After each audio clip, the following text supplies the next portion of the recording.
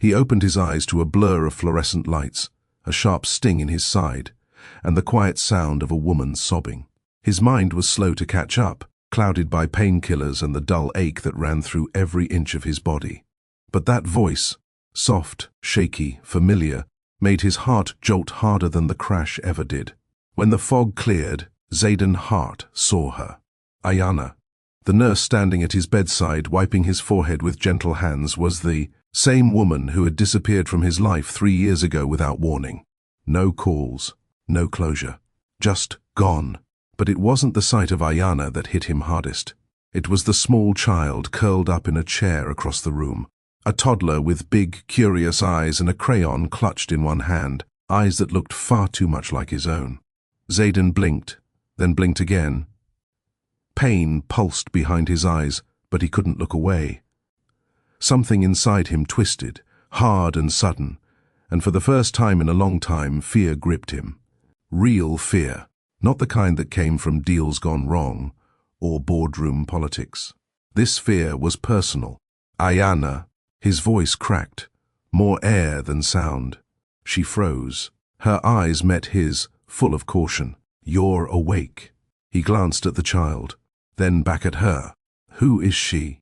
"She's my daughter," Ayana said, barely above a whisper. He stared at the girl. She couldn't have been more than 2 or 3. The same dimples, the same thick lashes. His features echoed in miniature. Zayden swallowed. "She's mine, isn't she?" Ayana didn't answer. She didn't need to. In that second, everything changed. Zayden Hart wasn't used to losing control. He ran billion-dollar boardrooms with quiet precision, silenced investors with a stare, and turned failing tech into unstoppable machines. Every minute of his life was structured: meetings, deals, deadlines. There was never time for reflection, never space for emotion. The faster he moved, the safer he felt. But that night, something cracked. He had left the office, late. Rain poured against his windshield as he maneuvered the city streets like a man chasing time. His assistant was still on the line, rattling off reminders about a pending merger and press conference prep. He wasn't listening. His head throbbed. His vision blurred for a split second, and in that second, headlights surged from the left. A truck, brakes, screams, then silence. When he opened his eyes, 2 days had passed. Pain was the first thing he felt. A dull, numbing weight pressed against his ribs and shoulder. His mouth was dry, throat raw, body stitched together with IV lines and bandages. But none of that mattered, because when he turned his head, he saw her. Ayana Pierce. She hadn't changed. Her skin glowed even beneath the harsh hospital lights. Her dark curls were tucked beneath a surgical cap. Her posture was straight, but her shoulders looked tired, like they carried more than one person's weight. She was wiping his forehead with a damp cloth, and she was crying, "Ayana." The name came out more like a rasp, confusion dragging at each syllable. She looked up, startled. Her hand froze mid-motion. The surprise in her face gave way to something more guarded, measured, professional. "You're awake," she said, calm, like she hadn't vanished from his life without a word 3 years ago. He stared at her, struggling to process the moment. Why was she here? Was this a dream? A hallucination? But then he saw it, the shift in her eyes as she turned away slightly. And that's when he followed her gaze. There, in the corner of the hospital room, sat a little girl in a soft purple jacket, quietly drawing in a coloring book. Her shoes dangled above the floor, too short to touch it. Her hair was tied up in 2 curly buns. She had the same straight brow line as his, the same almond-shaped eyes. She looked up, just for a moment, and the world tilted. Zayden stared at her, then at Ayana, then back at the girl. His chest tightened, not from the injuries. "Who is she?" he asked, slower this time. Ayana didn't answer right away. She set the cloth down, cleared her throat. "She's my daughter." The words were soft, almost kind, but they hit like concrete. He didn't breathe for a full 5 seconds. "She's mine, isn't she?" Ayana didn't nod, didn't flinch. She simply looked at him, and in that silence, she gave him the truth. Zayden turned his head back toward the ceiling, eyes burning. Everything in his body hurt, but nothing like the realization that he'd missed something so permanent, so real. His daughter. He had a daughter. And he hadn't known. Not even a whisper. No phone call.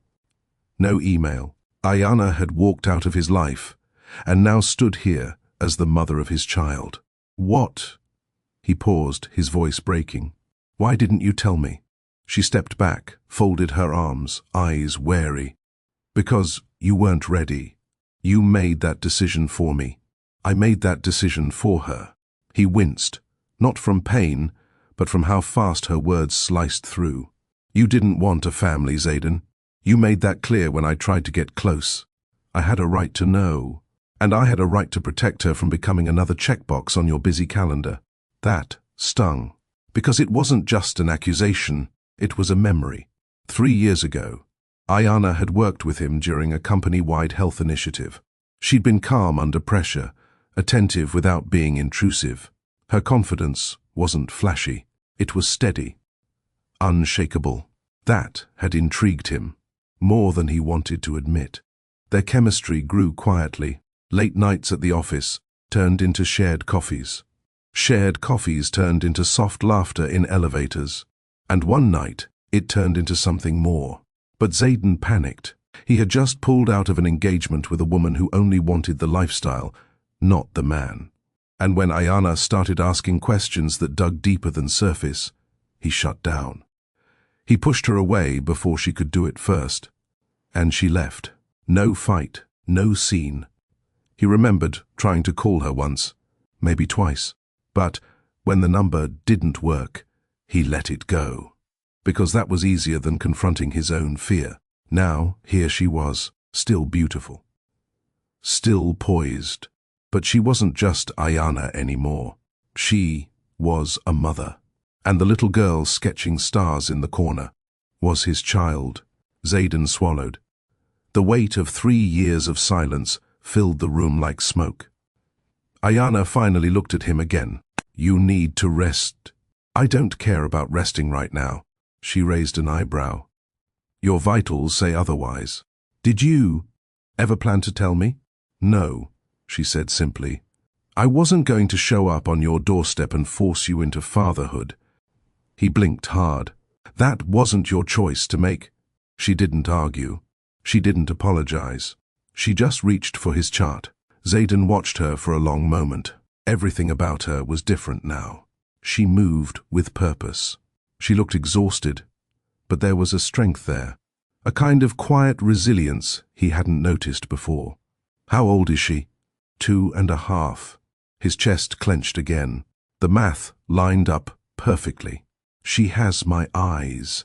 She has your stubbornness too, she replied, but it wasn't bitter. He let the silence settle again, heavy and awkward. I want to know her, he said finally. I want to be in her life. Ayana paused, then looked at him directly. You don't get to say that after waking up from a coma and discovering she exists. So what do I do? Walk away? I didn't say that. Zayden clenched his jaw. I missed everything. Ayana's voice softened. So did I. But I did the best I could. He nodded, slowly. Not in agreement, but in understanding. He didn't have the right to demand anything. Not after 3 years of absence, even if it wasn't his choice. But he also knew one thing. If life gave him a second chance, he wasn't going to waste it. Not with Ayana, and definitely not with his daughter. Zayden hadn't expected this kind of stillness. His hospital room, dimmed under late afternoon shadows, was far quieter than the noise screaming through his head. Every breath hurt. Every second felt like a memory pressing too hard on his ribs. Not the crash, not the painkillers, but the presence of the one woman who had vanished from his life without a trace, and the child that tethered them forever. Ayana stood near the counter, pretending to check a chart that didn't need her attention anymore. She hadn't moved in minutes. She didn't speak, but her eyes kept drifting to her. Daughter, then quickly away, as if watching her too long might make Zayden say something he couldn't take back. He broke the silence first. "You should have told me. I did what I thought was best." Her voice wasn't defensive. It was calm, controlled, like she'd already made peace with this argument in her head 100 times. "For who?" he asked, eyes narrowed. "For you? Or for me?" "For her." Ayana didn't look away this time. She held his gaze, steady and unshaken. Zayden could see the tiredness there, not from working long shifts, but from parenting alone. He exhaled slowly, trying to calm the fire building in his chest.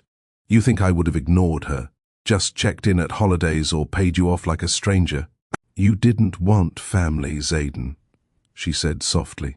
"Not back then. You said relationships were distractions, that emotions made men weak. I was never going to raise a child with someone who'd treat her like a burden." He flinched, not because it was unfair, but because it wasn't.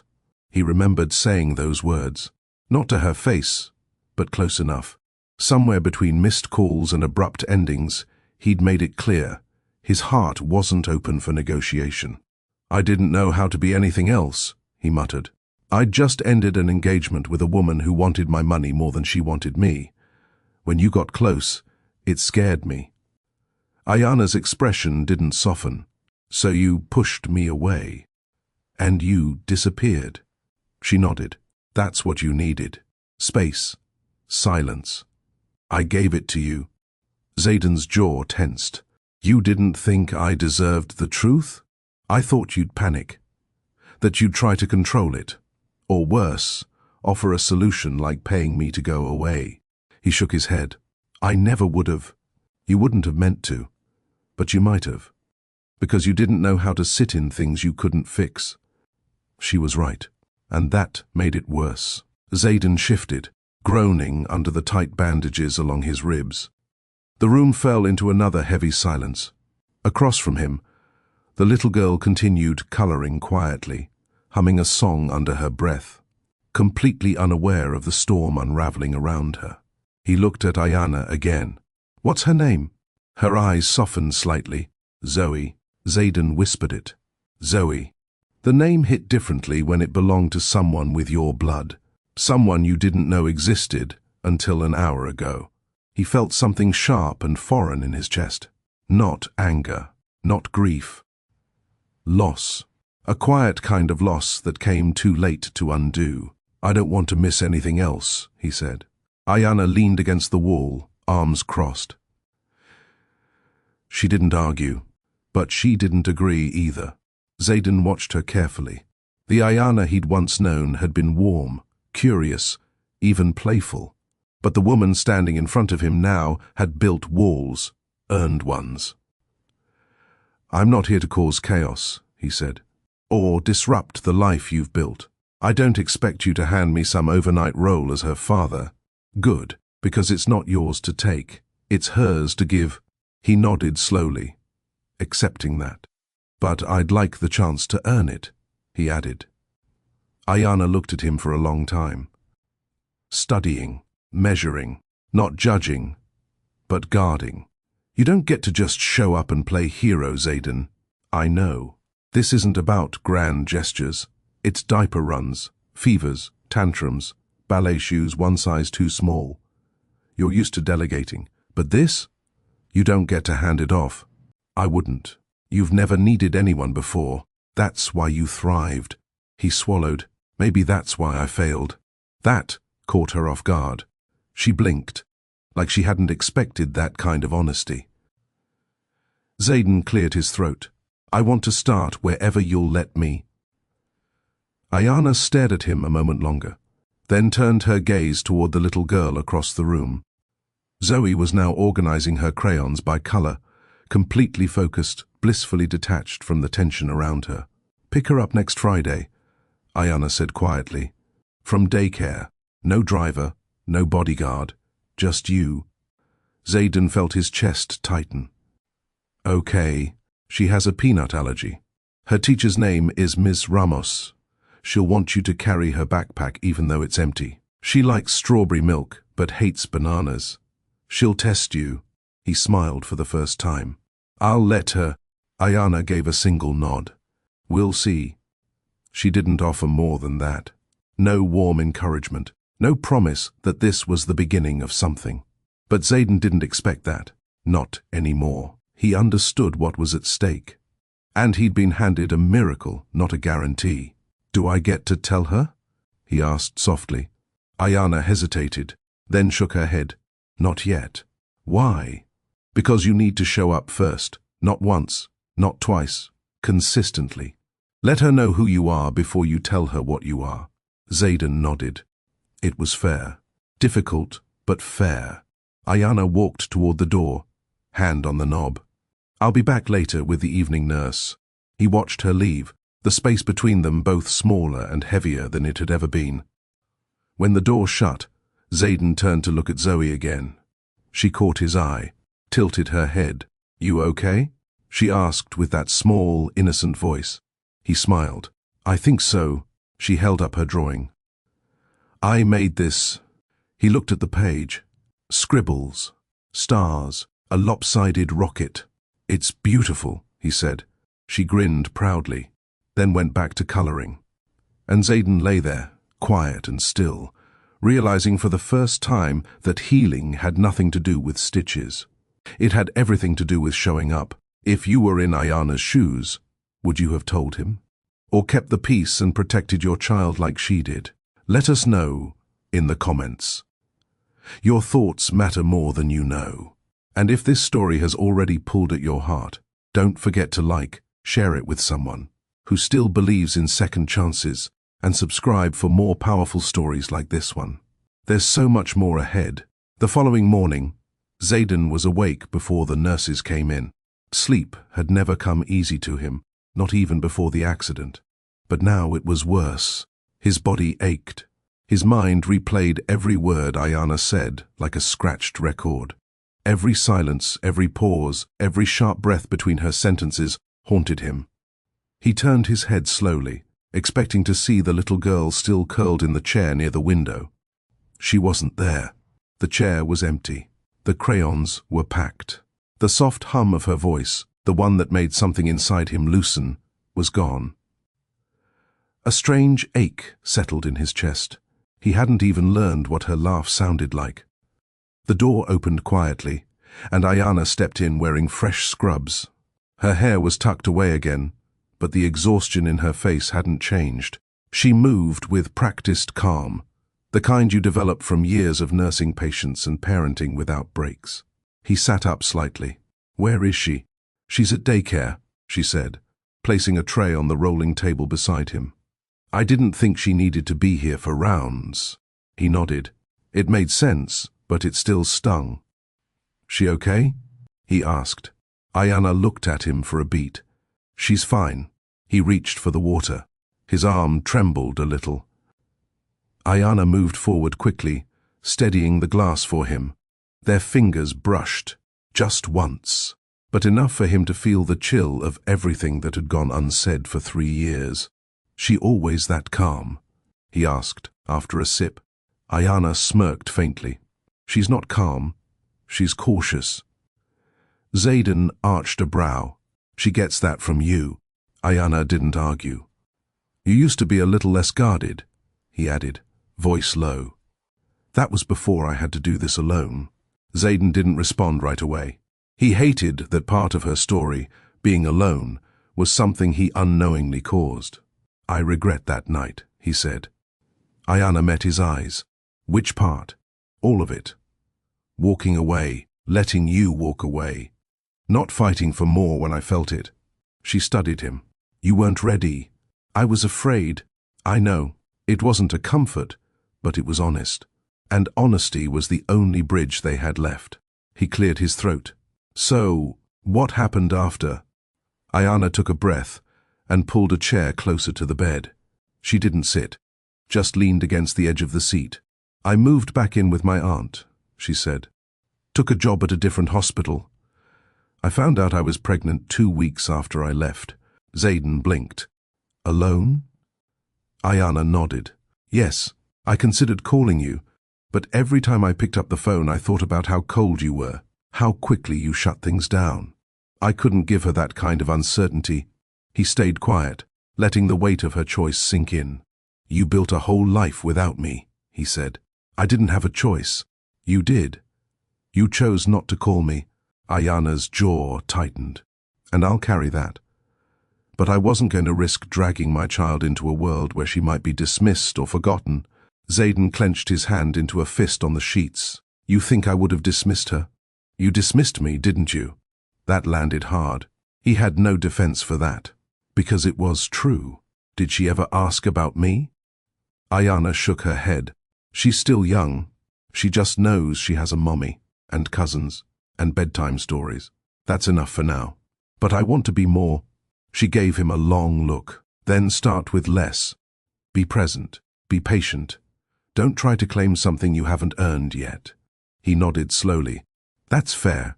She exhaled, as if some of the tension between them had loosened just a little. Zayden looked toward the window, sunlight warming the curtains. What does she like? I mean, what makes her laugh?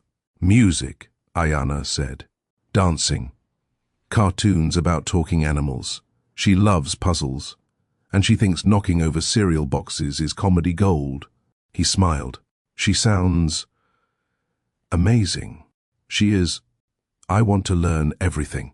You'll have to earn that too. I'm willing to. She finally sat down. Zayden took a long breath. Tell me what your life looks like now. I need to understand where I fit, if I ever will. Ayana hesitated. You don't fit yet. But if you want to listen, I'll tell you. I'm listening. And for the first time in 3 years, he did. He listened as Ayana told him about the late nights when Zoe wouldn't sleep, about the time she worked double shifts during flu season, about the small apartment they shared in a quieter part of the city, how Zoe loved her tiny pink scooter, how Ayana learned how to fix a leaking sink using a YouTube video and duct tape because she couldn't afford a plumber that week. She didn't paint herself as a martyr. She wasn't asking for pity. She just told him the truth. And Zayden sat there, stripped of pride, stripped of power, realizing what it really meant to miss something. He hadn't just missed a child. He had missed becoming a man he could have been proud of. Later that evening, Zayden lay awake in the dimly lit hospital room. Machines clicked in quiet rhythm beside him, but it wasn't the monitors keeping him up. It was the silence. The kind of silence that comes after hearing how someone built an entire world without you and made it work. Ayana had told him everything earlier that day. Not to hurt him, not to brag, but to be transparent. And now that he knew, he couldn't stop thinking about the years he'd lost, the milestones, the messiness, the joy. He hadn't even known when his daughter took her first steps. The door opened slowly. Ayana stepped in, holding a paper bag. Her hair was down now, a soft halo around her tired face. She looked less like a nurse, more like the woman he once thought about late. At night, after too many drinks and too much silence in his penthouse. You hungry? She asked. Zayden gave a soft laugh. Depends. Are we talking hospital mashed potatoes or real food? She pulled out 2 small containers, chicken soup, from the deli across the street, and a sandwich. His brows lifted. You brought me food? I figured you've had enough of mystery meat and apple juice. He couldn't help but smile. You always did show up at the weirdest times. Ayana handed him the container and took a seat near the bed. They ate in silence for a few minutes. Comfortable this time. You didn't have to do this, he said finally. I know, but you did. Ayana looked at him. You're not a stranger. And no matter how much time passed, Zoe is still half of you. He nodded, swallowing both his bite and his guilt. You always knew how to handle me. I had to learn fast. He studied her. Were you angry? After you left? At first, yeah, she admitted. But anger fades. Survival doesn't give you much room to hold grudges. I didn't think you'd leave so easily. I didn't either. But when you made it clear I didn't belong in your world, I decided to build my own. That hit deep. Zayden looked down at his tray. You must have hated me. I didn't. I just stopped waiting for you to change. That truth burned more than anything else. Because she was right. He had taken her presence for granted, assumed she'd stay, orbiting around his ambition. But she'd left without begging, without slamming a door, just silence. And now, he realized that silence had been louder than any goodbye. She ever ask about her father? He asked quietly. Ayana shook her head. Not yet. But she will. And I never planned to lie. I just didn't know when would be the right time. I want to be there when that time comes. Ayana nodded. Then be present, consistently, not just when it's convenient. Xaden leaned back, groaning slightly from his injuries. You don't pull punches. I don't have time to. There was no anger in her tone, no edge, just facts. He respected that. She checked his bandage, eyes scanning his vitals. Her hands moved efficiently, but he could still feel the care behind every touch. I used to imagine what would have happened if you hadn't pushed me away, she said softly, not looking at him. What did you imagine? That maybe we would have made it. Maybe you would have softened. Maybe you would have fought. I'm fighting now. I see that. They locked eyes. You don't believe I've changed? He asked. I believe you're trying. But change isn't proven in words. It's in habits. In patterns. Xaden looked at the ceiling. Do you want me to disappear again? No, she said. But I don't want you to promise anything you can't follow through on. She's not just a second chance for you. She's my whole world. If you come in, you have to stay in. I want that. Then earn it. He nodded again. She was right. About all of it. You're not the same woman either, he said after a moment. Ayana gave a soft smile. No, I'm not. She changed me. Into what? Into someone who doesn't wait for someone else to define her worth. He looked at her differently now. She wasn't the woman who had tiptoed into his life during corporate lunch breaks and late-night emails. She was something sharper, stronger, and somehow more beautiful. I want to know you now. Not who you were before, he said. Ayana leaned back in her chair. Then stop trying to fix the past. Start building from here. He took that in. And for the first time in a long while, Xaden Hart didn't feel the urge to control or strategize. He just felt human. Messy. Awake. Ayana stood, collecting the empty container. I have to get home. Zoe's bedtime routine doesn't wait for me. He nodded. Thank you for the soup. She paused at the door. Pick her up next Friday, like I said. No assistant, just you.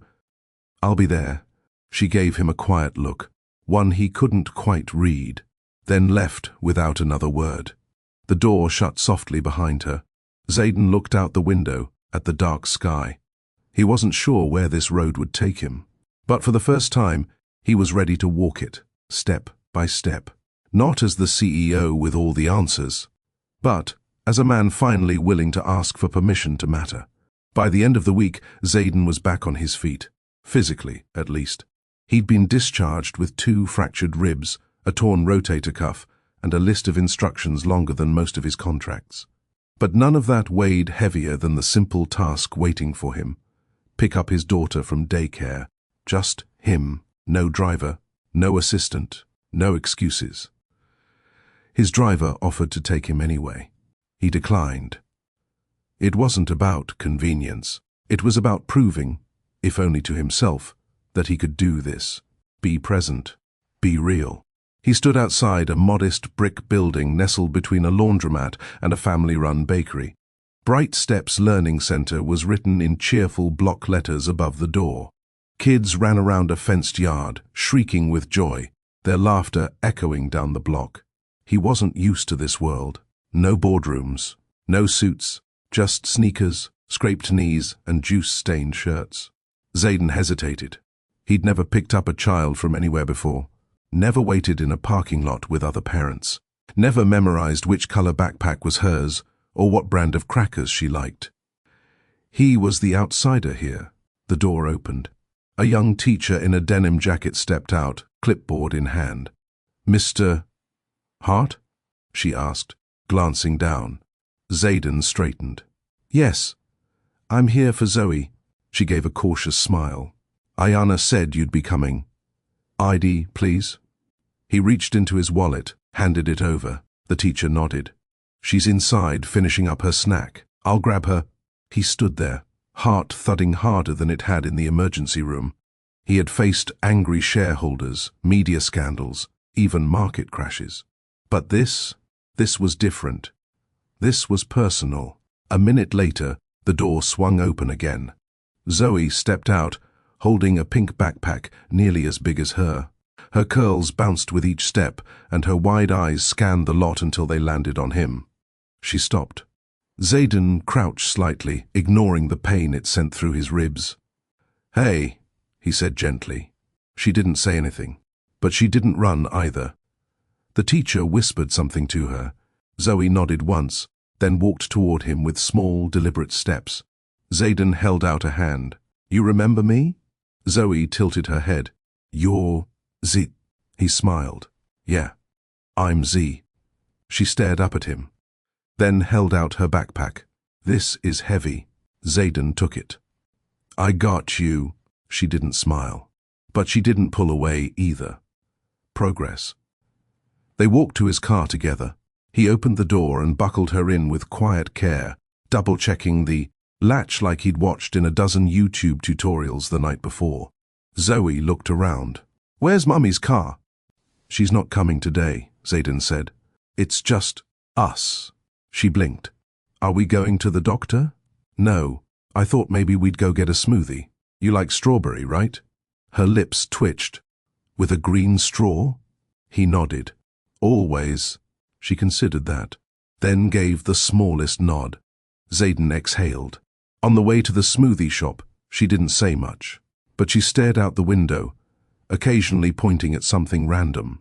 "That tree looks like a dog," and slowly her body language softened.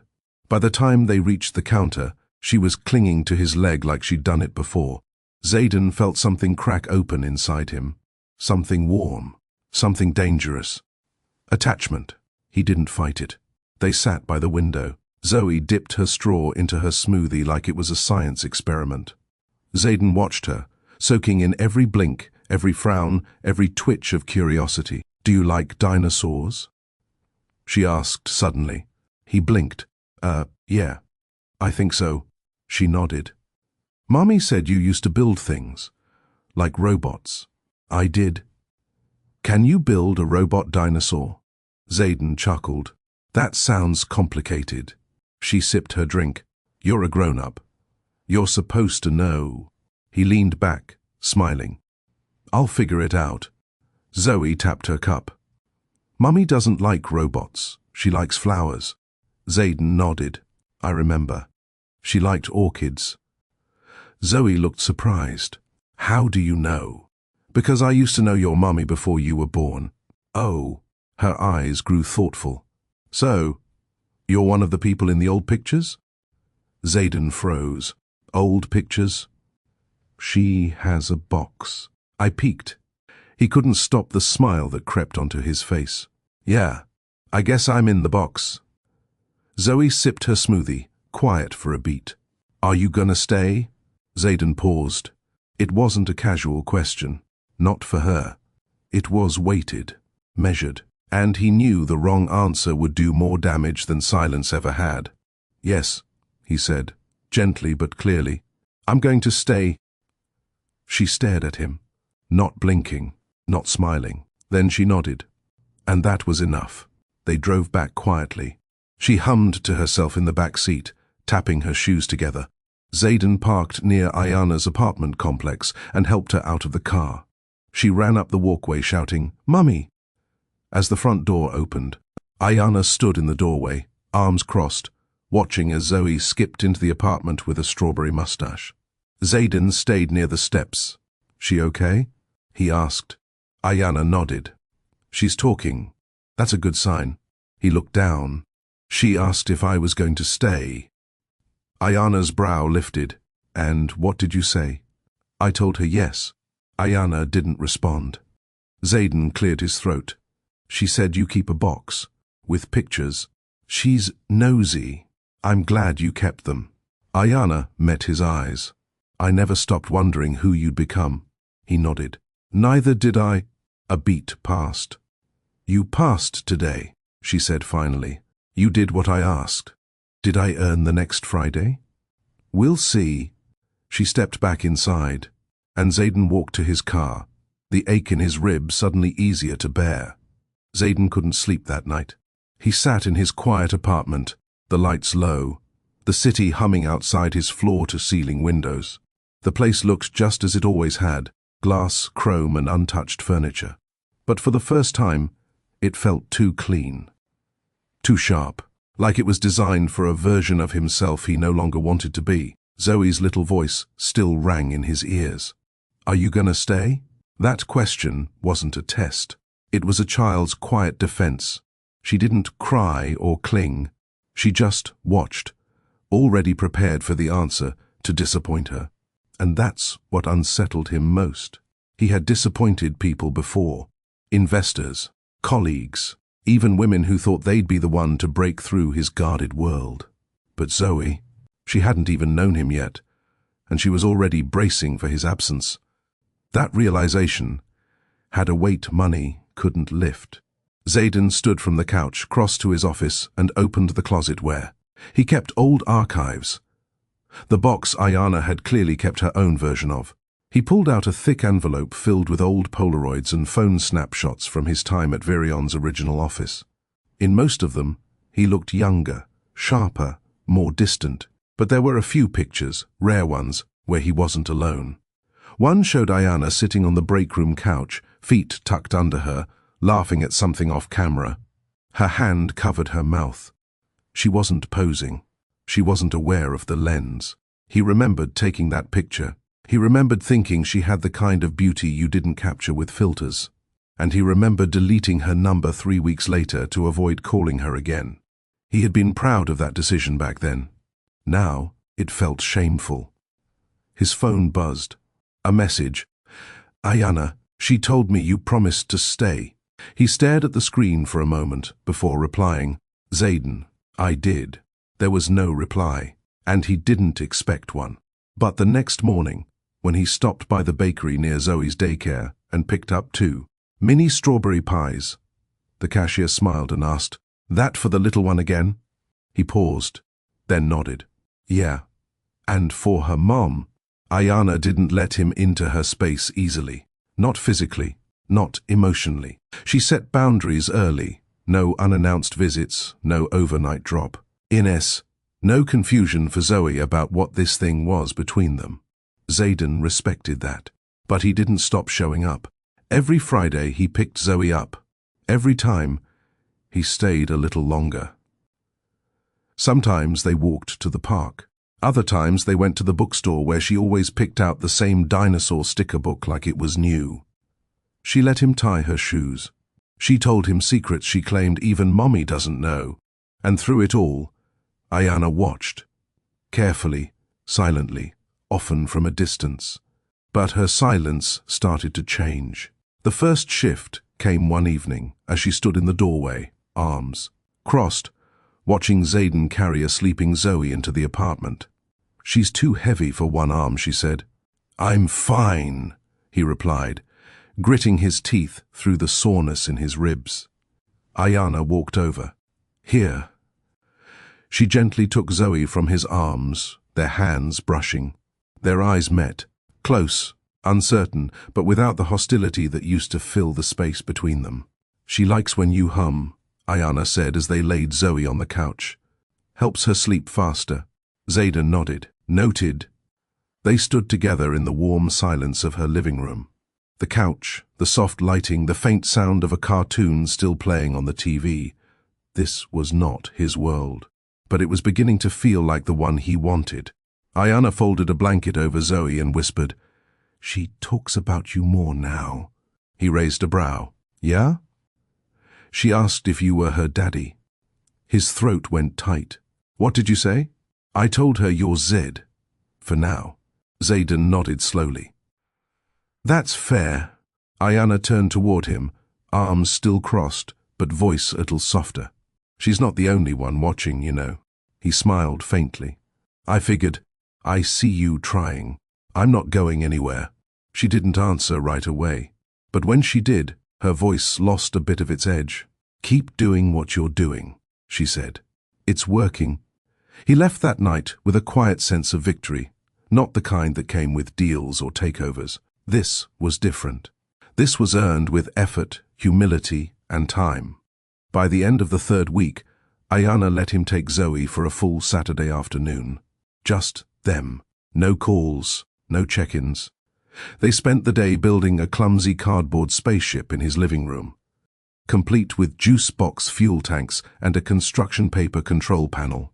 It was ridiculous, messy, perfect. When he brought her back, Ayana met them at the door. Zoe ran inside, excitedly explaining how they almost flew to Saturn, but had to turn back because Z forgot snacks. Ayana laughed for the first time in front of him. A real laugh. And that laugh stuck with him long after she shut the door. A week later, they stood in line at the grocery store. Zayden with Zoe's mini basket of cereal, stickers, and way too many bananas, and Ayana with her usual calm smile. You've never grocery shopped with a toddler before, have you? She asked as Zoe tried to scan everything herself. Does it show? You look like you've survived war. He chuckled. I'd take a boardroom fight over this any day. Welcome to real life. They bagged everything together, their hands moving in sync. For a moment, it felt like muscle memory, like they'd always done this. As they walked to the car, Ayana slowed down. Next Saturday, she said, we're going to a birthday party for Zoe's classmate. You want to come? Zayden stopped walking. You're inviting me? She already told everyone you're coming. I figured I'd let you know. He smiled. I'll be there. You'll hate it. Doesn't matter. She smiled, more to herself this time. You're better at this than I thought. I had a good example. Ayana looked at him for a long moment. This time, she didn't look away. The Saturday birthday party was louder than Zayden expected. Bright balloons framed the entrance to a small play center in the middle of town, and inside, toddlers ran wild while exhausted parents tried to pretend everything was under control. Plastic tables were covered in frosting-smeared cupcakes, juice boxes, and an alarming number of glittery stickers. Zayden stood near the wall, completely out of place in his neutral-tone sweater and pressed jeans. He didn't hate it. Not exactly. He just didn't know what to do with himself in spaces that didn't require strategy. Zoe, on the other hand, was in her element. She ran off to join the others with zero hesitation, squealing over, party hats and bubble machines like it was the best day of her life. Ayana had stayed behind to help her friends set up, so it was just him, a dozen toddlers, and the quiet realization that this kind of chaos was oddly comforting. Zayden Hart? He turned at the sound of his name and found a man approaching, a little taller, dressed, casually, holding a juice box in one hand and a wriggling child in the other. Yeah? I thought I recognized you, the man said, smiling. Saw you on a Forbes list last year. I'm Nate. My daughter's in Zoe's class. Zayden shook his hand. Nice to meet you. Didn't expect to see the king of Virion at a kiddie party. Zayden smirked. Neither did I. Nate chuckled, clearly amused. Your little one's cute. Ayana's? Zayden's eyes followed Zoe as she climbed onto a foam castle. Yeah, she seems solid. Ayana, I mean. You two together? Zayden shook his head. Not anymore. Ah, complicated. Something like that. Well, Nate said, motioning to the chaos. Welcome to the wild side. No suits, no assistants, just sugar, spilled juice, and tiny opinions. Zayden nodded, watching Zoe high-five another kid like she owned the place. He wasn't sure when it happened, but somewhere in the last few weeks, her smile had become something he looked forward to. Not because it validated him, but because it reminded him what joy looked like without strings. Ayana arrived 20 minutes later, wearing jeans and a soft blue blouse. Her hair was pulled up, and she carried a wrapped gift with a tag written in Zoe's handwriting. She spotted Zayden instantly, her eyes flicking from him to the kids, then back again. You survived, she said as she reached him. Barely, he replied.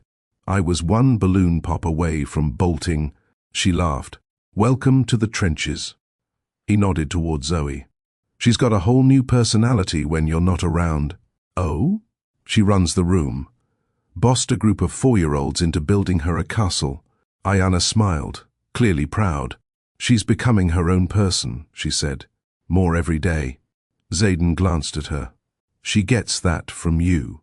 Ayana didn't respond right away. Instead, she walked over to the party table, helped organize juice boxes, then returned with a paper plate and 2 cupcakes. Thought you might need one, she said, handing him the plate. He took it with a grateful nod. Thanks. They stood together for a while, watching Zoe bounce between groups of kids, entirely in her own world. She asked me last night if you were going to be at her graduation. Zayden blinked. She's 3. Ayana nodded. Didn't stop her from asking, what'd you say? I told her we'd see. He looked down. I want to be. Ayana looked at him. Then keep showing up.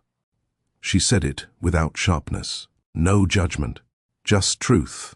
Zayden understood now that Ayana didn't speak in tests or traps. She didn't provoke. She protected. Every word was chosen with care, not to hurt him, but to protect the peace she had built. He'd spent years making people chase his approval. Ayana, somehow, made him want to earn hers. I meant what I said, he told her. I'm not here to check a box. I want to be in her life. Ayana watched him for a moment, then nodded. I believe you more than I did a month ago. That was something. Not everything, but something. Later that afternoon, as the party wound down and parents began gathering their children, Zayden helped Ayana clean up. They worked quietly, side by side, packing leftover snacks and collapsing gift bags. Zoe was passed out in the back seat by the time they pulled into Ayana's driveway. Zayden unbuckled her carefully, cradling her against his chest as he carried her inside. She didn't stir. He laid her down on the couch, pulled a blanket over her, then turned to find Ayana watching him from the kitchen. You've gotten better at that, she said. At what? Moving through her world like you belong. He shrugged. I'm still learning. She looked down. So am I. They stood in the quiet of her home again. No arguments, no walls, just unspoken things hanging between them. Zayden stepped closer, stopping just shy of invading her space. Can I ask you something? Ayana nodded. If I hadn't pushed you away, if I'd fought, do you think we would have made it? Ayana didn't answer right away. Her eyes flicked to Zoe, then back to him. I don't know, she said honestly. Maybe, maybe not. He accepted that. But I do know this, she added. I don't regret what came after, because of her, because I learned what I'm capable of. Zayden swallowed. And now? Ayana took a breath. Now I'm learning what it means to let someone else try. Her voice wasn't open, but it wasn't closed either. He stepped back. I'll see you next Friday. She nodded. We'll be here. Zayden smiled, then walked out with something he hadn't had in years. Hope. Zayden didn't tell anyone about Ayana. Not his board, not his assistant, not even Monroe, his closest friend and coup, who had been trying to get him back into the office for weeks. There was a time when Zayden shared every move with his team, updates, schedules, projections. But this part of his life, the one that involved strawberry smoothies, grocery runs and bedtime routines, didn't belong in a spreadsheet. It was fragile, still new, still becoming. He scaled back at work, attending only essential meetings. He kept his phone on silent more often. He even started carrying a physical planner, something he hadn't used since college, just so he could circle Fridays in red and not forget the most important commitment he had. He was rebuilding something, carefully. The question that haunted him, though, wasn't about Ayana or Zoe. It was about who he was becoming, and whether it was too late. Friday came again. This time, Zayden arrived early. He waited in the daycare parking lot, engine off, window cracked, listening to a podcast Zoe had once giggled at in the back seat. Something about a talking raccoon and a chicken that solved mysteries. It made no sense. He listened anyway. When the doors opened, Zoe rushed out with her arms full of crafts, painted paper hearts and glitter-covered handprints. She spotted him immediately. "Zee!" He stepped out and caught her as she launched herself into his side. He winced as her elbow hit one of his healing ribs, but he didn't let go. "Hey, superstar, what's all this?" "I made this one for Mummy, and this one is you with your hair. It's too short, so I made it yellow." He looked at the drawing. It was terrible. He loved it. As they walked to the car, she chattered non-stop. Her best friend's tooth fell out. Someone brought a turtle for show and tell. She accidentally ate a raisin and pretended to like it. Xaden listened to every word. "Are we going to the bookstore?" she asked as he buckled her in. "You tell me. What do you feel like today?" She thought for a moment. "Pizza and bubbles." He chuckled. "I think we can handle that." They went to a little pizza spot a few blocks from Ayana's apartment, the kind with red booths, arcade machines, and sticky menus. Zoe devoured her pepperoni slice and blew bubbles from a mini tube Xaden picked up at the counter. "You're good at this," she said between bubbles. "At what?" "Being a grown-up." Xaden blinked. "I don't think anyone's ever told me that before." "I mean, you're not the best," she said seriously, "but you're okay." He burst out laughing, a sound that felt strange in his own throat. Zoe grinned. Later, as they walked home, she tugged on his hand. "Can we tell people you're my dad now?" He slowed his steps. "I'd like that," he said softly. "Me too." She didn't ask anything else. She didn't need to. It wasn't official, but it was understood. When Ayana opened the door, she was on the phone. She held up a finger to pause him, speaking quietly into her headset as she walked into the kitchen and finished her call. Xaden waited in the hallway with Zoe, who handed him her backpack like a queen issuing a command. Ayana returned a minute later, headset off, brow arched. "You're early." Traffic was light. "You're never early." He shrugged. "Trying new things." Ayana nodded toward the living room.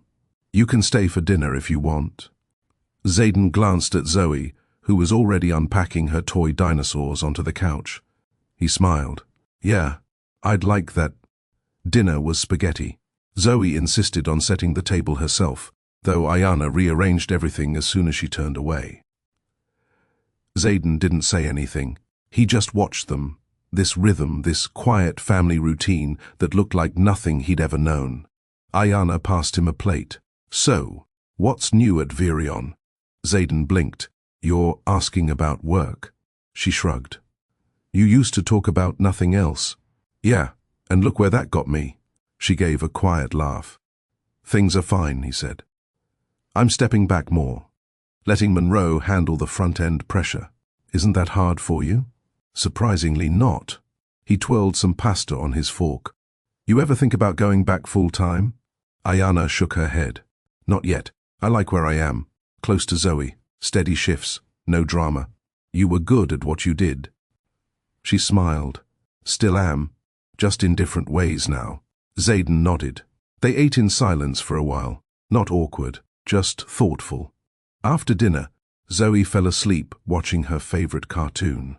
Xaden carried her to her room, tucking her in with the pink blanket she insisted made her invisible to bad dreams. When he returned to the living room, Ayana was cleaning up.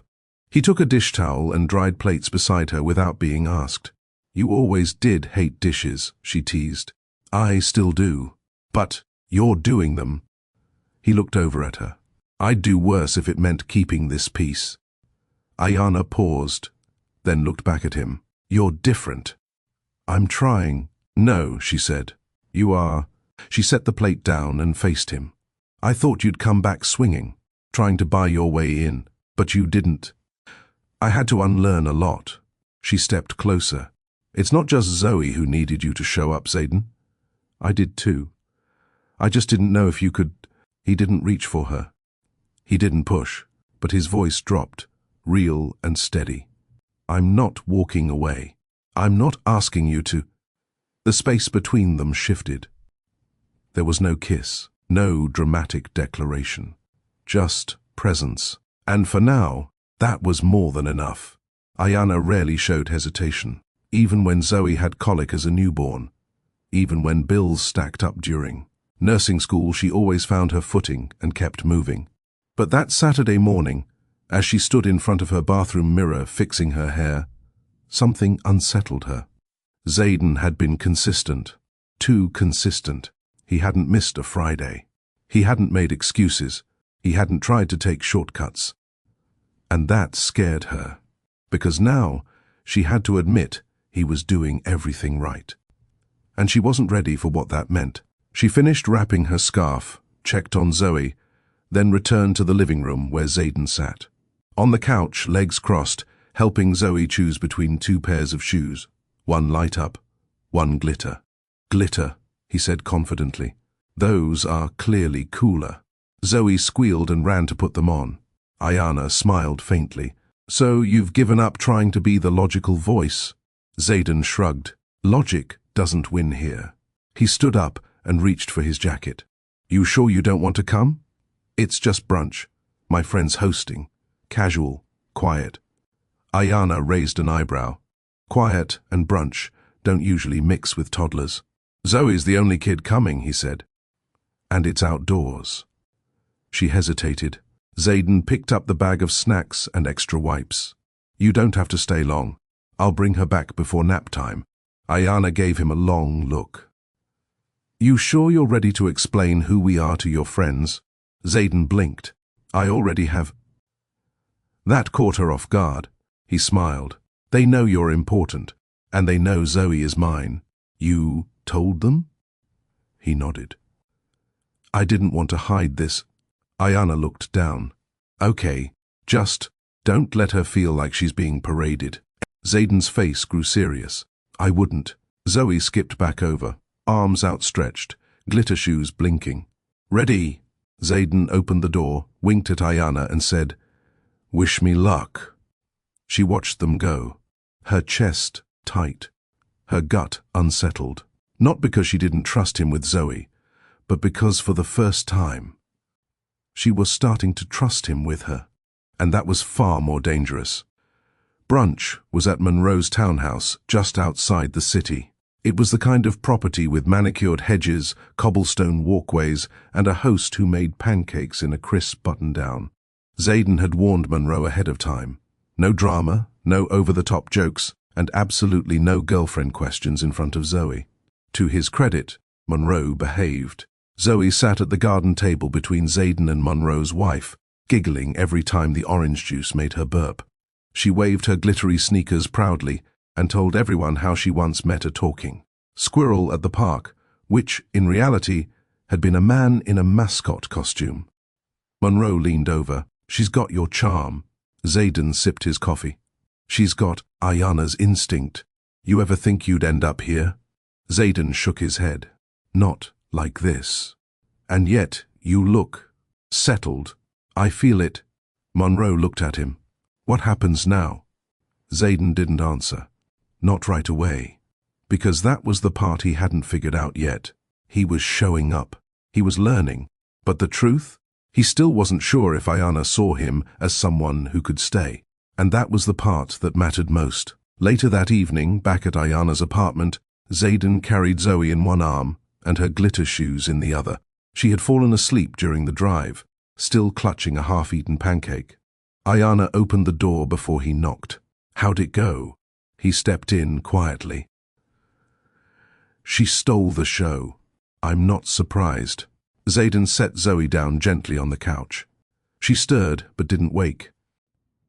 I'll clean her up, Ayana said, heading to the bathroom for a washcloth. Zayden followed her. As she ran water over the cloth, she spoke without looking at him. So, how did your friends react? They loved her. And me? They already respect you. They just didn't know how much until today. Ayana turned off the tap and faced him. You're doing everything right, you know that? He tilted his head. But, she hesitated. I'm afraid you're going to forget how hard this is once it's convenient. I won't. I've seen it happen, Zayden. People start strong, then fade out when the novelty wears off. He stepped closer.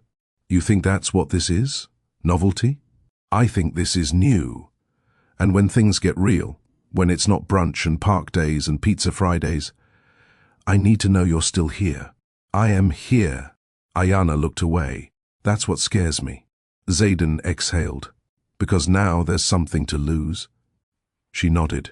He reached out slowly, carefully, and touched her hand. I can't change what I did or didn't do 3 years ago, but I can show you week by week that I'm not going anywhere. Ayana didn't pull away. She didn't speak either. But she didn't need to, because for the first time, she didn't look like she was bracing for disappointment. And that silence, for Xaden, was a beginning. Later that night, after Zoe was tucked in, Ayana poured 2 glasses of wine. She wasn't sure what made her do it. Maybe it was the way Xaden had gently laid Zoe on the couch, brushing her curls off her forehead like he'd done it 100 times before. Or maybe it was because for the first time in weeks, she didn't feel like she was standing in opposition to him. She handed him the glass and sat on the far end of the couch, leaving just enough space between them for boundaries, but not too much to feel like strangers. Xaden swirled the wine once, then leaned back. This feels weird. Why? I've sat in front of the most powerful people in the world, but you handing me wine in a room full of kids' toys is somehow more intimidating. Ayana smiled faintly. It's just a glass. No, he said. It's something more. She didn't answer, but the truth sat quietly between them. Do you miss it? She asked. The version of your life before this? Xaden took a slow sip. Parts of it. Which parts? The predictability. The simplicity of staying disconnected. If something didn't work, I cut it off. No questions, no emotion. You were good at that. He nodded. Too good. She looked down at her glass. And now? He tilted his head. Now, I want the messy stuff. Ayana raised her brows. You sure about that? I'm learning that the mess is where the meaning is. She gave a soft laugh. That sounded like a quote from a therapist. It might be. Silence stretched between them. Not awkward, more like a pause before something inevitable. Xaden turned toward her. You were right about me. I didn't know how to sit in things I couldn't fix. But I'm trying. Every day. Not because I want to prove anything, but because I care. Ayana's eyes didn't leave his. You cared before. You just didn't know what to do with it. He set his glass down. And now?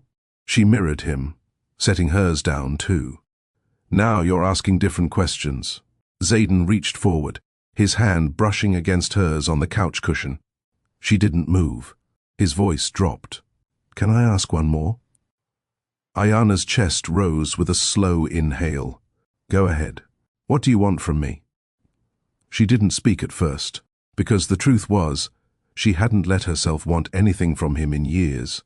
Wanting meant hoping, and hope was the first thing she'd learned to kill when he pushed her away. But tonight, something had shifted. I want you to keep showing up, she said, barely above a whisper.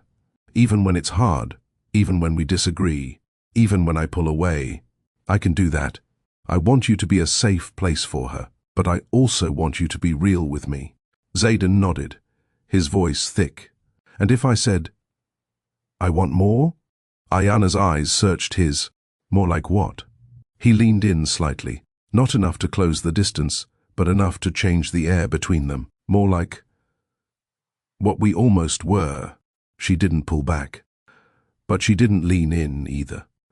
I need time, she said gently, to believe that this isn't just a healed rib and a guilty conscience. It's not. I want to believe that. Then let me earn it. She let out a shaky breath. I'm not promising anything, she said. I'm not asking for a promise, just the space to try. For the first time since they'd found each other again, she didn't feel the urge to protect herself from him. She only felt the pull. Ayana stood, her glass still untouched. I'll walk you out. They stepped onto the front porch, the night cool, the sky scattered with stars above the quiet street. Xaden stood still for a moment, then turned to her. I meant what I said. I know. He leaned in slowly, not rushing, not expecting. Ayana tilted her head, eyes narrowing. Not from hesitation, but calculation. She wanted to feel it before she gave it. She wanted to make sure it wasn't nostalgia, but truth. She pressed a hand to his chest, gently holding him in place. Then she kissed him. Soft, brief. Sure, when she stepped back, her expression stayed guarded, but her eyes, they weren't distant anymore. Xaden swallowed. That felt real. She nodded. It was, does this change anything? It changes everything. And then she went inside. Xaden stood there alone on the porch, his lips tingling, his heart pounding, knowing that for the first time he wasn't chasing success. He was chasing something better. Connection. Have you ever tried to rebuild trust with someone who once walked away? Or had to prove you've changed when the past said otherwise? Xaden is doing everything right now, but is that enough to heal years of silence? If you've ever been on either side of that question, this story is speaking to you. So tell us, can consistency rewrite a broken history? Drop your thoughts in the comments. And if you're still rooting for second chances and slow burn love, like this video, share it, and subscribe to follow the rest of their journey. We're just getting started. Ayana didn't bring up the kiss the next day. She didn't avoid him either. But when Xaden texted a simple, "Let me know if Zoe's free tomorrow," all she replied with was, "Pick her up at 11. She likes waffles." It was a strange kind of normal, a fragile new rhythm. Xaden arrived on time. No driver, no phone call to warn her he was 5 minutes away. He stood at the door in jeans and a hoodie, looking far less like the CEO he'd once been, and more like a man trying to live beyond his image. Ayana opened the door and stepped aside wordlessly. Zoe came racing down the hallway with her toy camera, yelling, "Say cheese!" before snapping a pretend photo and running back into her room to pack her little bag. Ayana raised an eyebrow. "She said you promised her a photo scavenger hunt today." "I did. I bought her one of those instant film cameras. I figured we could make it a tradition. She's been talking about it since Wednesday." Xaden smiled. "She's got a good memory." They stood in the entryway for a beat longer than necessary. Neither mentioned the kiss. Ayana looked down, brushing a bit of lint off her sleeve. She said she wants pictures of flowers, clouds, and a dog. "I'll make it happen." She also said, "You promise not to feed her anything with red dye in it." He chuckled. "I'm learning." "Good." Zoe returned with her backpack. "I'm ready." Xaden took her hand and gave Ayana one last glance. "We'll be back by 3. She nodded. "I'll have lunch ready." He hesitated. "Should I bring anything?" "Just her. And maybe a few good pictures." He gave her a faint smile. "I'll do my best." Then they were gone. Ayana leaned against the door for a moment after it closed. That morning's quiet had felt different. Not cautious, not tense, just close. And that scared her more than distance ever had. Xaden and Zoe walked through a local botanical garden, the fall leaves painting the ground in amber and gold. Zoe ran ahead, snapping pictures of squirrels and flowers that hadn't yet wilted in the cooling air. Xaden followed at her pace, slow and relaxed. No meetings, no calls, just moments. "You ever think you'd be a dad?" she asked suddenly, mid-snap. Xaden blinked. "What?" "You know, a grown-up that tells kids what to do." He laughed. "I'm still figuring it out." She handed him the camera. "Take a picture of me under that tree." He did. Then she looked up at him and said, "Do you love Mummy?" Xaden froze. The words were too casual, too light, as if she were asking whether he liked her drawing. But she was watching him now, carefully, like she knew the answer mattered. "I do," he said honestly. Zoe tilted her head. "Did you love her before?" "I think I did, but I didn't know how to show it." "Mummy says people get scared when they feel too much." Xaden smiled faintly. "She's right." Zoe handed him another photo. "I think you're not scared now." He looked down at the image in his hand. A blurry shot of her mid-spin, eyes closed, mouth open in laughter. "No," he said. "I'm not scared now." They finished the roll by the time they reached the car. Zoe climbed into her booster seat and immediately asked if they could hang the pictures on her bedroom wall. Xaden promised they would. When they got back, Ayana was standing on the porch, arms folded, not impatient but expectant. Zoe leapt out of the car, waving her camera like a trophy. "I took all the pictures, and Z didn't forget the no red dye rule." Ayana glanced at Xaden, amused. "Look at you. Responsible." He grinned. "One step at a time."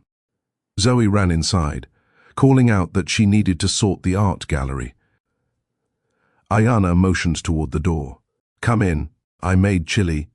Xaden followed her into the kitchen. The air smelled of garlic and slow-cooked beans. He watched her stir a pot on the stove, her hair tied up, sleeves rolled. "You always made the best food when you were mad," he said lightly. She smirked. "And you always ate like you didn't notice." "I noticed. I just didn't know what to say back then." She turned off the heat. "And now?" He stepped closer. "Now I'm still figuring it out. But I'm not running from the hard parts." She handed him a bowl. Their fingers brushed again. "I saw the way she looked at you today," she said softly. "She's trusting you." Xaden nodded. "I'm not going to break that." Ayana searched his face. "And what about me?" He met her gaze. "I want to earn it. You don't have to rush." "I'm not." They sat at the table, bowls steaming between them, and, for a moment, it felt like something they'd never had before, peace without tension. Xaden broke the silence. "Do you think we could ever try again?"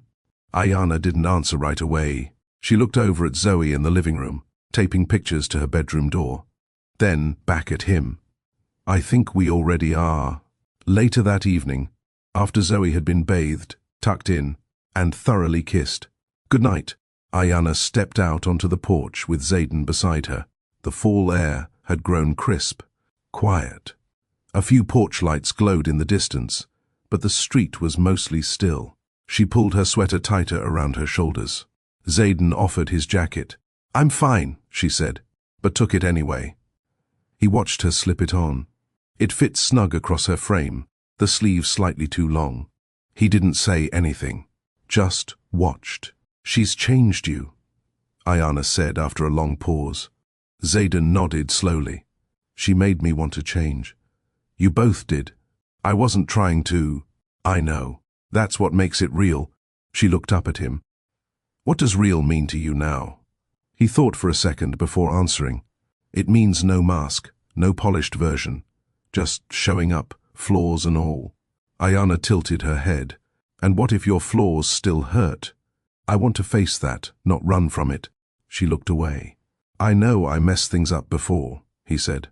"I know saying sorry doesn't rewind anything. But every day I get to walk back in here, see her, see you. That's not a favor. That's a blessing I didn't earn, but I'm not taking it lightly." Ayana's eyes shimmered, but she blinked it away quickly. "Back then," she said softly, "I didn't need you to be perfect. I just needed you to care." "I did," he said. "I just didn't know how to show it without control." She nodded, lips pressed. "You were scared." "Still am." Ayana turned toward him. "Of what?" "Of doing this wrong, of letting you down, of finally being ready, and it still not being enough. You're not the only one carrying fear, Xaden." He stepped closer. "Then maybe we carry it together." She gave a small, tired smile. "We've got a long road ahead." He reached out and gently took her hand. "Good thing I'm learning how to stay on the road this time." Ayana didn't pull away, but she didn't move closer either. She just stood there, hand in his, eyes focused on the porch railing, not him. Then, out of nowhere, she said, "I was going to tell you." Xaden frowned. "Tell me what?" "About her. When I first found out I was pregnant, I wrote a letter. I even drove by your office twice. What stopped you?" "You did." He looked confused. "You were in the news that week, some acquisition. You looked so untouchable, like nothing had changed for you, like you were fine. I wasn't. I didn't know that. And honestly, I didn't want to know. It was easier to believe you'd moved on than risk hoping you hadn't. Xaden exhaled. I wish you'd come in. I wish you'd asked me to stay. Silence fell again. Not angry, not bitter, just layered with too much time. He turned to her, voice quiet. Do you still love me? Ayana didn't answer right away. I never stopped caring, she said carefully. That's not what I asked. She hesitated, then finally met his eyes. I never stopped loving the version of you I thought existed. He nodded. Then let me show you who I really am now. Not with promises, with presence. She gave a slow, deliberate nod. One day at a time, he squeezed her hand gently. I'm here for all of them. Inside, Zoe shifted in her sleep, murmuring something about dinosaur stickers. Ayana smiled faintly. She'll be up by 6. She never lets me sleep past sunrise on weekends. Xaden looked at her. Can I be the one to get her up tomorrow? Ayana studied him, then nodded. You know where the cereal is. I do. And no cartoons until she's dressed. He grinned. Strict house. Structure keeps her grounded. Xaden glanced at the door. You too? Ayana shrugged. I didn't get the luxury of falling apart. Xaden took that in, every word. Well, he said softly. Maybe now you don't have to hold everything alone. She looked at him, long and quiet. And for the first time since the accident, she believed that just maybe, she didn't. The following week felt different. Not because anything was said, but because something unspoken had shifted. Xaden showed up earlier on Friday. He brought Zoe a new coloring set. Nothing fancy, just a pack she'd pointed to 2 weeks ago while they stood in a checkout line. She gasped when he handed it over, ran to her room yelling, You remembered! Ayana caught his eye as she folded laundry in the living room. Xaden didn't say anything. He just smiled, and that was enough. Later, Ayana stepped outside to take a call from her sister. Xaden stayed in with Zoe, coloring beside her on the rug. When she returned, he was on his stomach, trying to stay inside the lines while Zoe offered unfiltered criticism. You're too messy. Mummy stays in the lines better. Xaden laughed. Maybe she should do mine too. Ayana leaned on the doorframe and watched. It wasn't flashy. It wasn't romantic. It was real. The kind of real she hadn't believed he was capable of giving. But that night, as they sat across from each other with dinner in between, Ayana noticed something in Xaden's eyes. A distance. Subtle. But there. You good? She asked. He hesitated. Yeah. She didn't press. But the next day, she got her answer. Saturday afternoon, Ayana stood at the sink rinsing dishes when her phone buzzed on the counter. Monroe, Virion coup, you probably already know, but the article went live. Thought you'd want to see it before it spreads. She frowned, clicked the link. A news headline loaded. Virion's CEO, Xaden Hart's surprise comeback, includes secret child and former flame? The article didn't have pictures of Zoe, but it hinted. It showed an older press photo of her from years ago, one of Ayana in scrubs walking beside Xaden during a wellness event. They called her a mystery figure and referred to Zoe as the possible child born from a once discreet office romance. Ayana's stomach dropped. The words were clean, legal, but loaded. She didn't care about the gossip. She cared that her daughter's name was almost in it, and that Xaden hadn't told her it was coming. Not a warning, not a word. She tossed the towel on the counter and grabbed her keys. Xaden answered his condo door in a t-shirt and sweats, caught off guard by her sudden arrival. Zoe was at Ayana's cousin's for the weekend, so it was just him. Everything okay? He asked. She stepped in without a word and held up her phone. His face paled. You saw it, he said. You think? I didn't leak it. I didn't ask that. Xaden rubbed his hand down his face. I was going to tell you. When? After it hit every corner of the internet. I didn't think it would get traction. You're Xaden Hart. Everything you do gets traction. She was calm. but it was the kind of calm that came just before a storm. Zayden moved toward her. Look, it was a piece Monroe was trying to spin about me softening after the accident. I told him not to mention Zoe. He said he wouldn't, but he hinted at it. Which is worse. I didn't want this, Ayana. I've been trying to protect this, and yet somehow, your world still spills into mine. She turned away from him, fists clenched. I've spent 3 years keeping her invisible on purpose. No social media, no photos online. Nothing. And now strangers are speculating about my child. Zayden's voice dropped. I'm sorry. That's not enough. He took a breath. I'll fix it. No, you won't fix this, because you can't unring a bell. She walked toward the door. Zayden stepped into her path. Please, don't shut me out. I trusted you. I didn't betray that. You didn't protect it either. He didn't have an answer. Ayana's eyes shimmered, but she didn't cry. I let you in, she whispered. I let you close again. I believed you when you said you'd changed. I have. Then maybe change isn't enough. Zayden felt it then. The same hollow punch he'd felt in the hospital the first time he saw Zoe. That feeling of being too late. Ayana, he said, don't walk away. She held his stare. I'm not walking away, she said, but I am stepping back. And then she left. No slam of the door. No dramatic tears. Just silence. And Zayden standing in the middle of a home that suddenly felt too quiet again. Zayden didn't hear from Ayana all weekend. Not a text. Not a call. Not even the shared Saturday selfie Zoe usually sent when she was wearing her mismatched socks. By Monday, he felt it in his chest like a bruise, one that deepened every hour that passed without her name lighting up his screen. He knew better than to push. Ayana wasn't someone you pressed for forgiveness. She processed in silence. She needed space not because she was punishing him, but because she was protecting herself. Still, that didn't make the quiet easier to live with. It reminded him of the first time she walked away. The sudden absence, the air that shifted without explanation. Only this time, he wasn't going to disappear too. On Wednesday morning, Ayana stood in the kitchen, pouring coffee she hadn't wanted, dressed in scrubs she barely remembered pulling on. Zoe was sitting at the table humming to herself, her hair tied up in 2 lopsided puffs.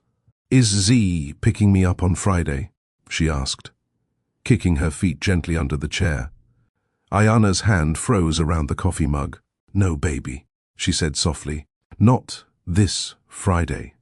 Zoe's brows furrowed. Why? He's busy. She said it without looking up. Zoe stared at her mom. Quiet now. Is he mad? No. Are you mad? Ayana knelt beside her, brushing a hand down her daughter's cheek.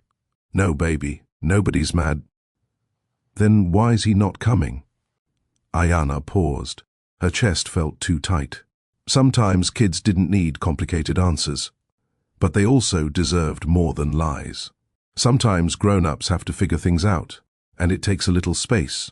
Zoe didn't respond, just went back to her cereal with less energy than before.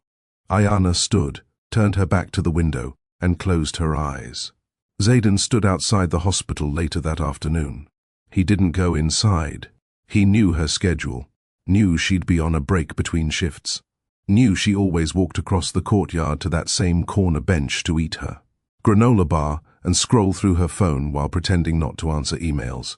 He waited, and at exactly 2:15, Ayana stepped outside. She spotted him immediately and paused. He raised a hand, didn't move closer. She exhaled, then slowly made her way over. I figured you'd show up eventually, she said. I waited until midweek. She sat down, leaving space between them. You didn't need to come here. I didn't want to stay away. Ayana stared ahead, not at him. The article's still floating. One blog ran a follow-up piece this morning. I know. I had to tell Zoe not to talk about you at school for a while. That one hurt. I'm sorry, he said quietly. I know you are. Zayden looked down. You want me to back off? No.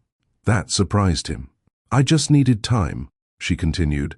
And you needed to see that being part of our life isn't always going to be controlled. It's messy, it's vulnerable, it's public sometimes. And I can't do this alone anymore if you're going to disappear every time something breaks. I'm not disappearing. Then show me. Xaden nodded. I will. Ayana finally looked at him. Her eyes were tired, red-rimmed, but steady. You've come far, Xaden, but we're still fragile. And fragile things don't survive carelessness. I won't make this mistake again. I don't need perfection. I just need transparency. I need partnership. You'll have it. Ayana held his gaze for a long moment, then nodded. Okay. It wasn't forgiveness, but it was a door unlocked. And that was enough for now. That Friday, Ayana texted him at noon. Ayana, Zoe asked if you can still do your Friday pickup. If you're up for it. Xaden stared the message. His hands shook slightly. He typed only 2 words. Xaden, I'm honored. Zoe didn't run into his arms when he arrived at daycare. She just smiled, but that smile was the kind that stayed. She held his hand all the way to the car, leaned on his shoulder during their usual drive, through Smoothie Stop, and told him about the art project they'd started in class. He asked questions. She answered every one. Later that evening, as he helped her tape her newest painting to the fridge, she looked up and asked, Did you fix it? Fix what? He asked. Whatever made Mummy sad. Xaden crouched beside her. I'm working on it, he said. Is it hard? He nodded. Yeah. But it's worth it. She smiled. Then you'll do it. He wrapped his arms around her and held her longer than usual. In that quiet moment he knew, no matter how long it took, no matter how many steps he had to retrace, he wasn't giving up on either of them. The following weeks unfolded slowly, not as a clean path forward, but as a dance of cautious steps, deliberate pauses, and unspoken tests. Ayana didn't rush to open the door wider, but she stopped holding it shut. She let Xaden stay a little longer on Fridays.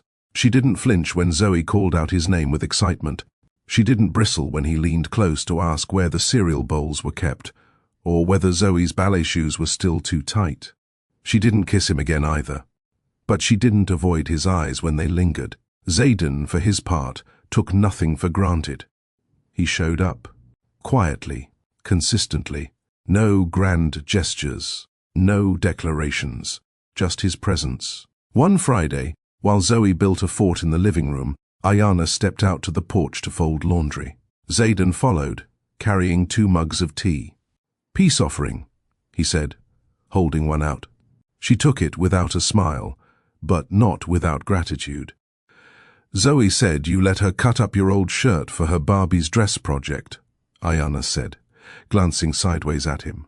I didn't know it was a project. I thought she was just bored. That was your favorite shirt. She's my favorite person. Ayana's gaze softened, but she didn't respond. They sat on the porch swing in silence, the tea warming their hands, while the chill in the air sharpened the edges of the late afternoon. You miss being in control? She asked, after a moment. He tilted his head. Of what? Your life, your image, everything. Xaden gave a faint smile. I used to think control kept me safe. That if I planned well enough, stayed ahead long enough, nothing could surprise me. And now? Now I'm learning that sometimes the best things come from what I didn't expect. She looked at him then, fully. Do you regret it? She asked. That I didn't tell you sooner? I regret not being someone you felt safe telling, he said. That response surprised her. She studied him, brows slightly drawn. You're not who you used to be. I hope not. Ayana wrapped her hands tighter around her mug. You're still quiet when you're angry. You still go cold when you feel vulnerable. I'm working on it. I know. Another pause. Then, softer, she added, You've been showing up for Zoe, but showing up for me, that takes something else. Xaden set his mug down. I'm here for both of you, fully. But I also know I can't demand trust. I have to earn it. You've earned parts of it. Which parts? She smiled faintly. The ones that matter most. That night, after Zoe had fallen asleep in her homemade blanket fort, Ayana didn't ask Zayden to leave right away. She let him help wash the dishes. Let him stack them in the drying rack while she wiped down the counters. It was domestic. It was quiet. It was intimate, not because of touch, but because of comfort.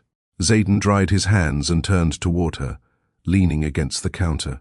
You ever think about what it would have been like if I hadn't pushed you away? Ayana didn't flinch, all the time. And I don't think we were ready back then. I think we would have crashed harder. He nodded. Maybe, but I also think we wasted time. He stepped closer. And now? I don't want to waste more, she said. But I don't want to force something that only works when everything feels soft and easy. Zayden took a breath. It won't always be easy, I know. But I want to try, Ayana. I want us to figure this out, day by day, not just for Zoe, but for us. She looked at him, really looked. Then she stepped forward slowly and reached for his hand. Not to hold it, but just to let their fingers brush. The contact sent a jolt through both of them. I'm scared, she admitted. So am I. I don't want to start something if we're still healing. We can heal while we build. Ayana nodded slowly. And this time, when she leaned in and kissed him, it wasn't hesitant. It wasn't a test. It was choice.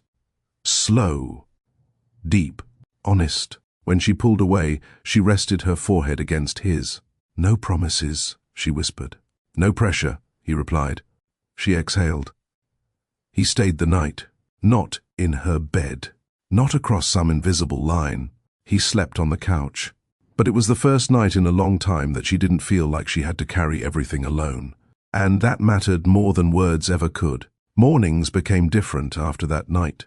Zayden didn't just drop in as Zoe's weekend visitor anymore. He began showing up in the quiet gaps of their routine, offering to help with groceries, dropping off Ayana's favorite green smoothie before her shifts, walking with Zoe to her ballet class, staying after to fix the leaky faucet she'd been ignoring. He didn't ask for permission, but he never pushed either. Ayana didn't call it a relationship. She still hadn't told her friends everything, still hadn't figured out if this was a fresh start or a delicate bridge built on old foundations.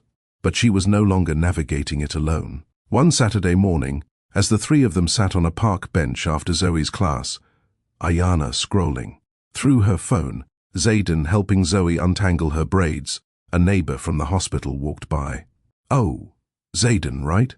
The one from TV? She said brightly. Ayana's body tensed. Zayden nodded politely. Yes, Mum. You two make such a lovely family, the woman smiled. Zoe talks about you all the time.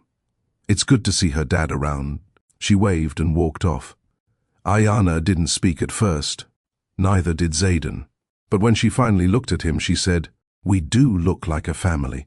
He met her gaze. Do you want that? She hesitated. I want stability. For Zoe, for myself. And for us? Ayana's voice dropped. I want to believe we can be one. That was the first time she said it aloud. We. Zayden didn't press further. He simply nodded, took her hand where it rested on the bench, and gave it a light squeeze. Later that week, Ayana invited him over for dinner on a Thursday, not a weekend. Not a drop-by. An invitation. She cooked chicken stew, brown rice, fried plantains, collard greens with smoked turkey. Zayden was stunned. You remembered my favorite, he said, taking a bite. Ayana shrugged. I pay attention. Zoe piped up. Daddy, can you stay for movie night? Zayden looked to Ayana. She nodded. After dinner, Zoe passed out early, a half-eaten cookie on her chest, drool on her superhero pajamas. Ayana lifted her carefully and carried her into her bedroom. When she returned, Zayden was cleaning the dishes. You don't have to, she said, drying her hands. I want to. She leaned against the counter, watching him. You've changed. So have you. he said without turning around. Ayana swallowed. I used to think love had to be proven, that it had to come in loud declarations or sacrifices. He paused. And now? I think it's in how we show up when no one's watching. Like tonight. Zayden turned, wiping his hands. I used to think I could buy my way into security.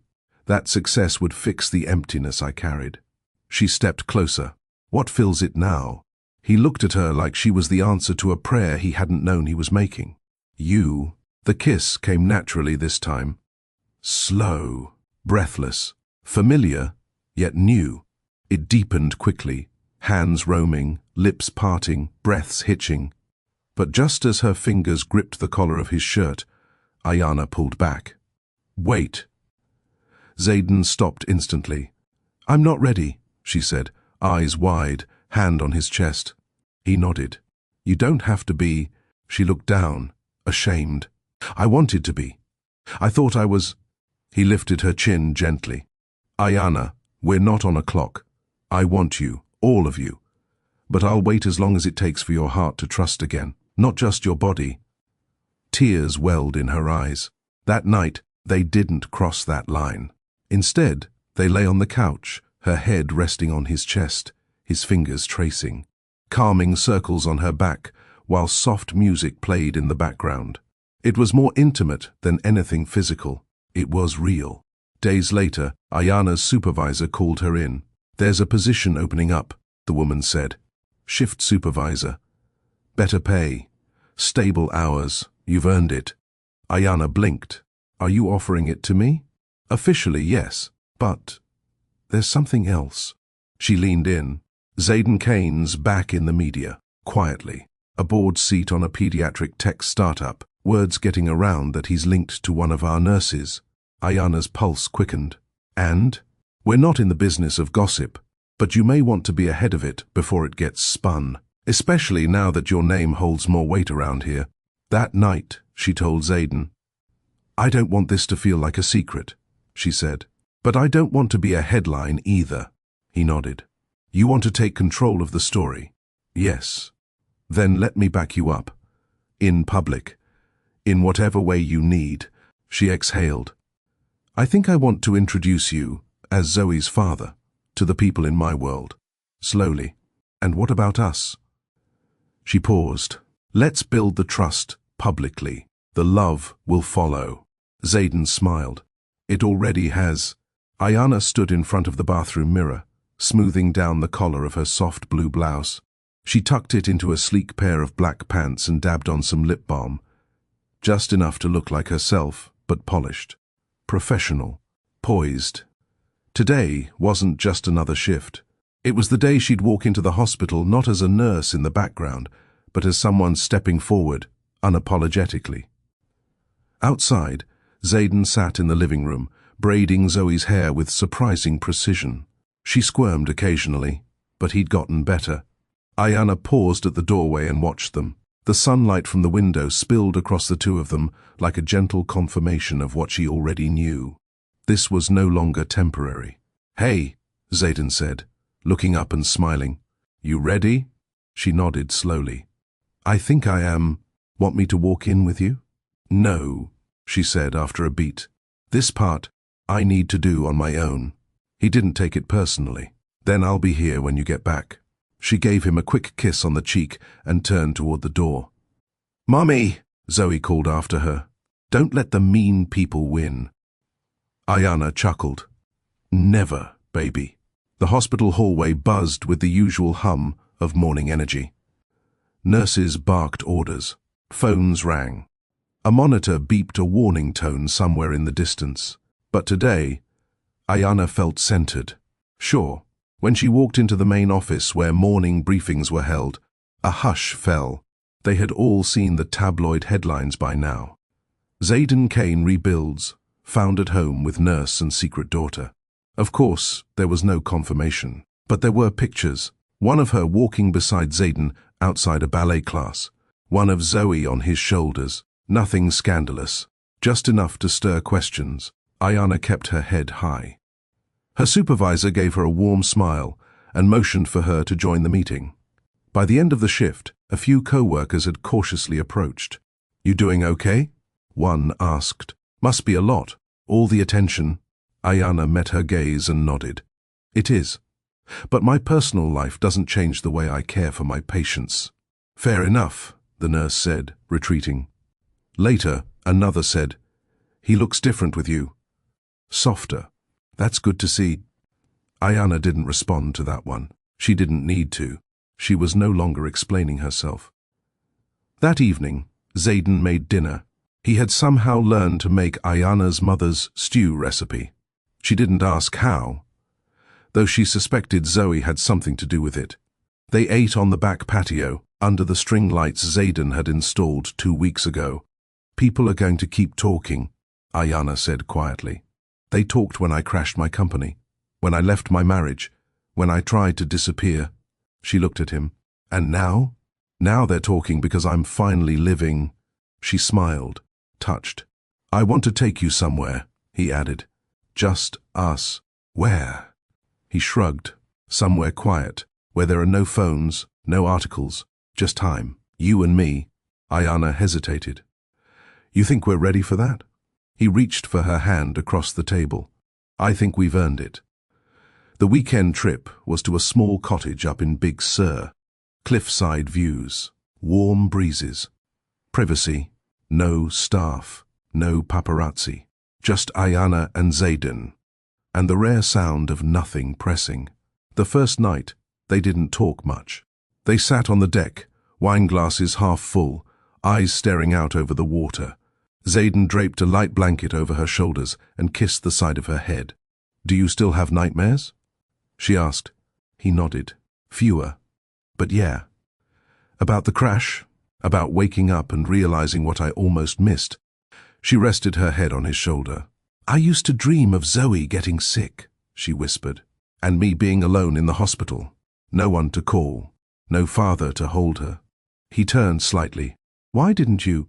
"Because you left," she said plainly. "And I wouldn't let myself break twice." Zayden swallowed hard. "I hated you for months," she continued. "And then I missed you. And then I moved on. Not away from the pain, but through it. And now? I'm still healing. But now I see who you are, and I want to believe this version is real." He took a breath. "It is. I'm still working on me, still undoing who I thought I had to be." Ayana looked at him. "Then let's rebuild, brick by brick, no rushing." He leaned forward and kissed her slowly. This time, she didn't pull away.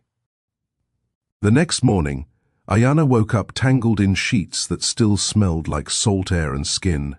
She stretched, and Zayden pulled her close from behind. They didn't speak.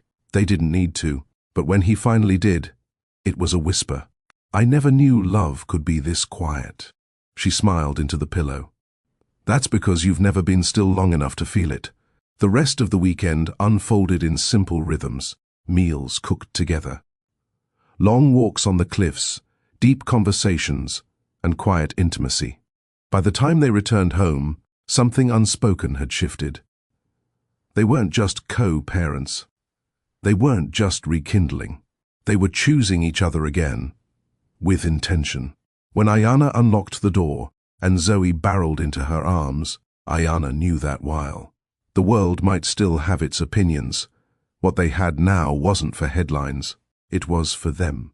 Ayana stood at the kitchen sink rinsing strawberries while Zoe danced around in her ballet slippers. Laughter echoed down the hallway. It had been 2 days since they'd returned from Big Sur, and everything felt softer, less guarded. Zayden had stepped out to take a call from one of his board members, but even that didn't carry the same weight anymore. His tone had changed. He wasn't trying to win back the world. He was trying to build something real, here. Ayana looked down at her phone. An email sat unread. Subject, interview invitation. Director of Community Health Initiative. She tapped it open. The city's largest non-profit hospital was launching a new program, and they wanted someone to lead it. Her name had been submitted by one of the senior surgeons. Her chest tightened. It was an incredible opportunity. Her dream job, really. but it meant leaving her current hospital, leaving behind the place where she'd first held Zoe as a newborn, where she'd cared for patients when no one cared for her. It also meant more time away, long hours, stress. Zoe was older now, and Zayden was finally present. But still, everything would change. Zayden returned, just as she was wiping her hands on a towel. "You okay?" he asked. She handed him the phone. "I need your honest opinion." He read the email, whistled low. "Ayana, this is huge.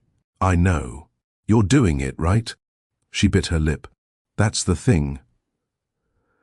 "I'm not sure." "Why not? I've worked so hard to get back here, with Zoe, with you, with myself, and this job will demand everything. Again." Zayden stepped closer. "You've already proven you can do it all, but this time, you're not doing it alone." She looked up at him, unsure. "What if I miss something important with Zoe?" "Then I'll be there," he said firmly. "For every dance recital, every fever, every math test." Ayana still looked hesitant.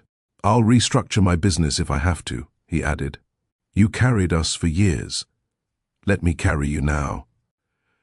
She smiled softly. "I haven't accepted yet. But you're thinking about it. More than thinking." Later that night, they sat down to talk through logistics, pick-up schedules, backup plans, Zoe's routine.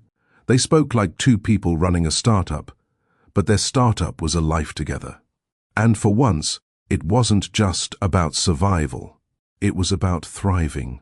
"You'd be amazing in that role," Zayden said as he tucked Zoe in. "But if you stay, I'll still be proud." Ayana kissed Zoe's forehead. "I think I'm ready." The following week, Ayana walked into the nonprofit's sleek, minimalist office for her final interview. The panel greeted her with warm smiles. They'd read her essays, reviewed her track record, even pulled testimonies from patients she'd helped over the years. "We're not just hiring you for your resume," the director said. "We're hiring the woman who turned compassion into a form of leadership." Ayana exhaled. 2 hours later, she stepped into the parking lot, checked her phone, and saw a text. "Zayden, Zoe says if you get the job, we're having cake for breakfast." She smiled, then called him. "I got it," she whispered, almost afraid to say it too loud. There was a beat of silence, then cheering in the background. "Is that Zoe?" Ayana laughed. "She told me to put you on speaker," Zayden said. "She wants to tell you herself." "Mommy, I knew you were the best nurse and boss lady. Can we have pancakes with frosting now?" Ayana laughed through the tears. "Absolutely." 3 days later, Ayana's first public event as director of the Community Health Initiative took place at the city park, an outreach campaign for underfunded families. Tents, booths, and free clinics lined the park, and near the center stage stood Zayden in a dark blazer, holding a mic.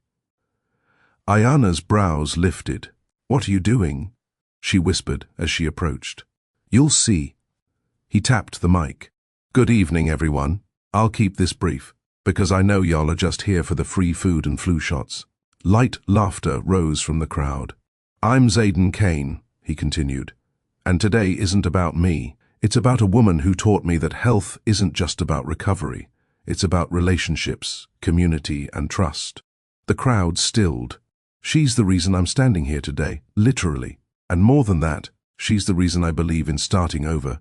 He looked toward Ayana.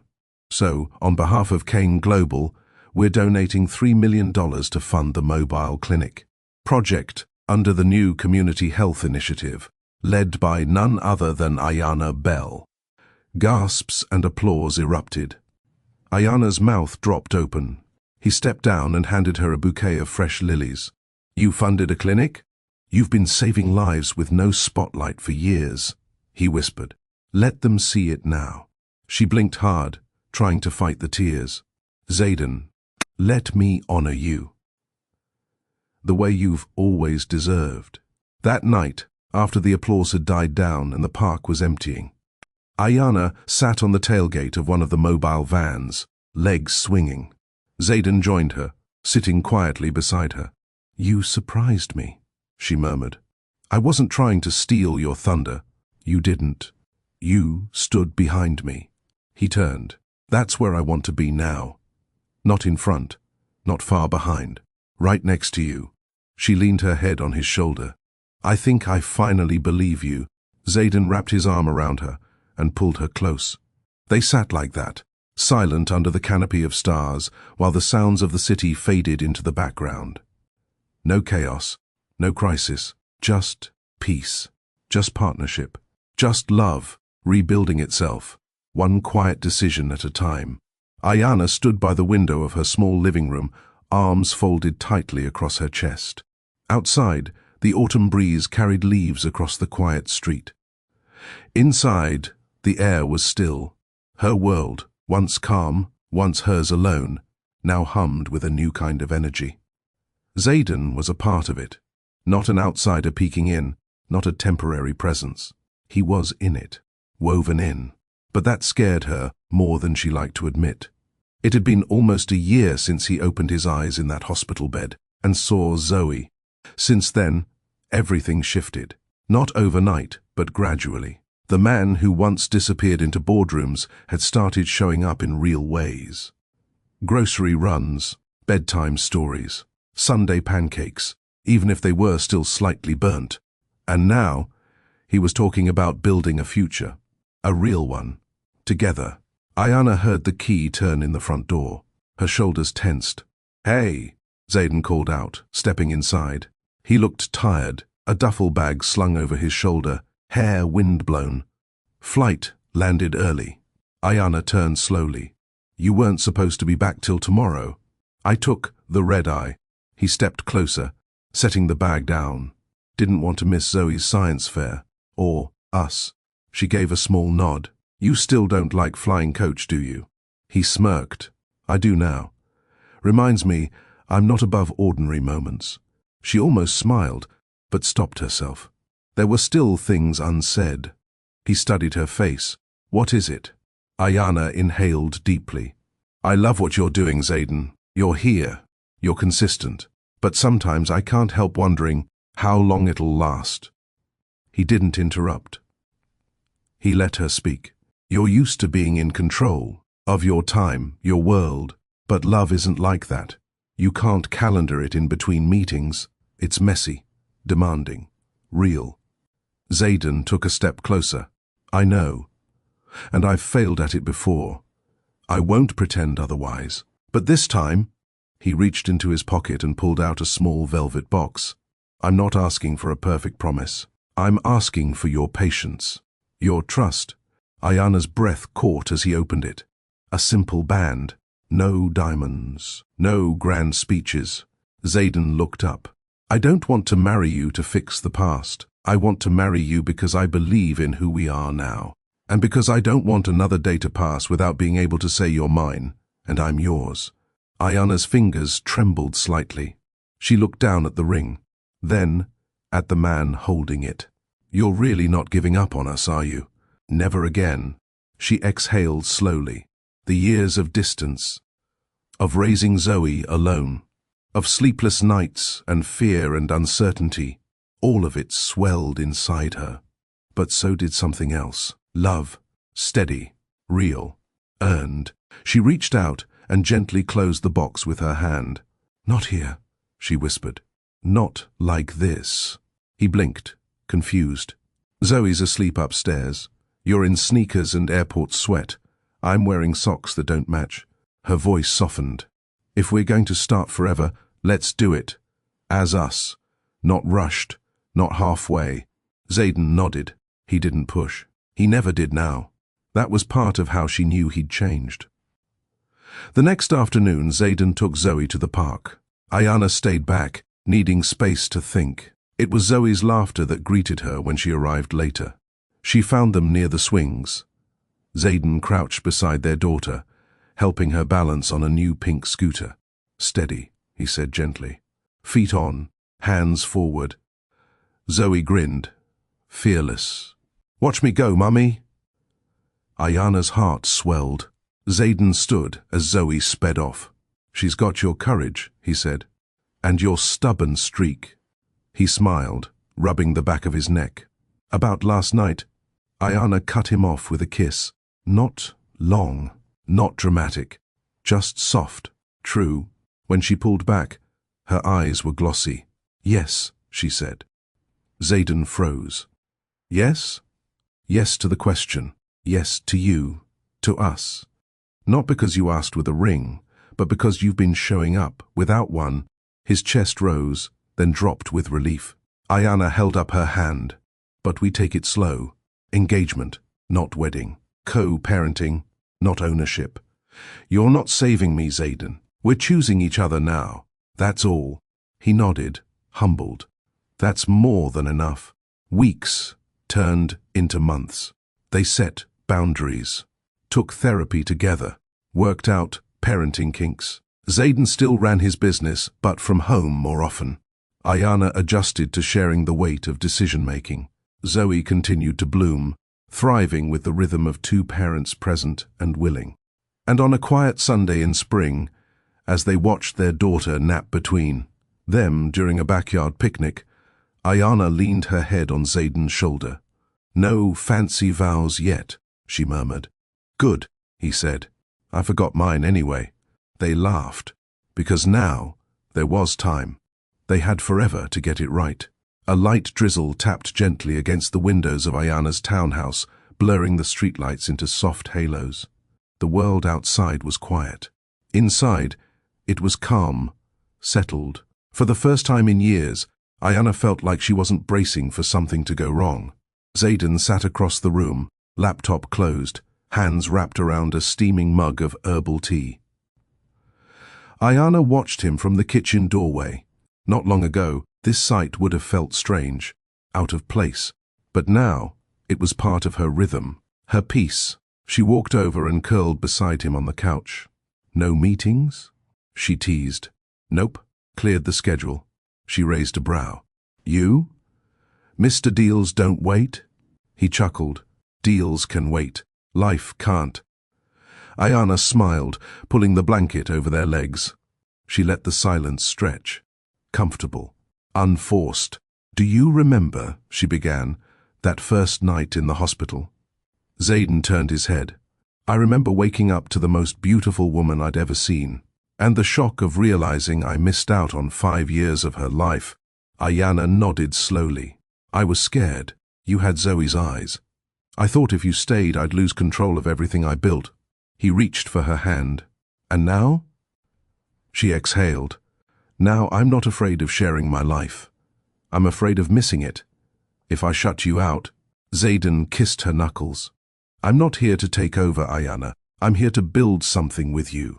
Her voice cracked slightly. You already are. Spring rolled into summer. They didn't rush into wedding planning. There was no dramatic venue or designer gown. Instead, they built slow. They spent weekends with Zoe at farmers' markets, introduced her to chess and rollerblading, and took her to visit Xaden's family for the first time.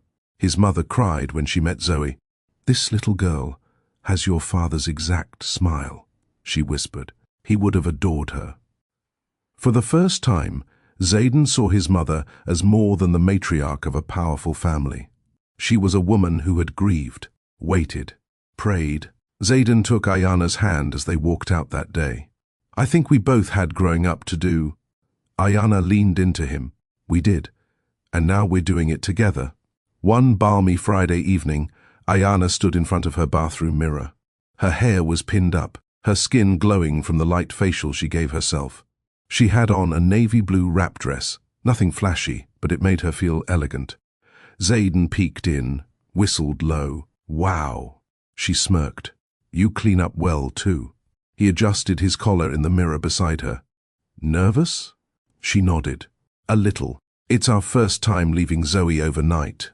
She's fine. Your sister's got her, and we deserve a night out. Ayana stared at their reflection. They didn't look like a power couple. They looked like two people who had fought hard for peace. They headed to a jazz bar tucked into the heart of the city, a cozy, candlelit place where the music felt like velvet. After dinner, they sipped wine and listened to a saxophonist play something that reminded Ayana of home, of soft Sundays and childhood joy.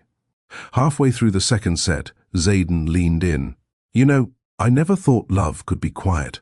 I always pictured fireworks, chaos. But this, he gestured between them, this is what I was missing. Ayana blinked slowly. You've changed, he shrugged. Love does that to you. Late that night, back home, Ayana sat at her writing desk. She hadn't opened her journal in a while. She flipped through pages filled with old fears, lonely prayers, and moments when she almost gave up. She grabbed her pen. Today, I saw the man I once hated become the man I now trust.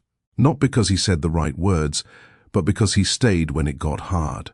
Because he learned my language. Because he didn't just say he loved Zoe. He proved it. She smiled to herself, closed the journal, and climbed into bed beside him. A few months later, something unexpected happened.